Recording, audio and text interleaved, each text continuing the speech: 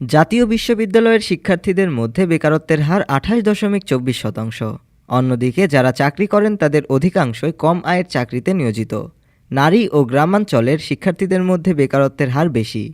9 December Bangladesh উন্নয়ন গবেষণা প্রতিষ্ঠান আয়োজিত বার্ষিক উন্নয়ন সম্মেলনের তৃতীয় দিনে এ বেকারত্ব নিয়ে গবেষণার ফলাফল তুলে ধরেন বিআইডিএসের গবেষণা পরিচালক এস.এম. জুলফিকার আলী।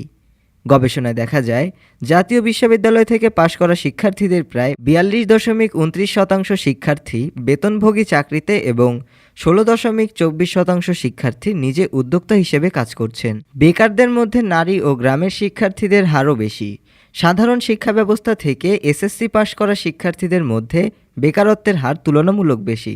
গবেষণায় আরও বলা হয়েছে, পাশ করা শিক্ষার্থীদের মধ্যে প্রায় 36% শিক্ষকতা পেশায় যুক্ত এবং অনেকেই অফিসার বা অ্যাসিস্ট্যান্ট অফিসার পদে চাকরি করছেন। সরকারি চাকরি করার ইচ্ছা 43.13% শিক্ষার্থীর, যেখানে অধিকাংশের লক্ষ্য সরকারি চাকরিতে যোগদান করা।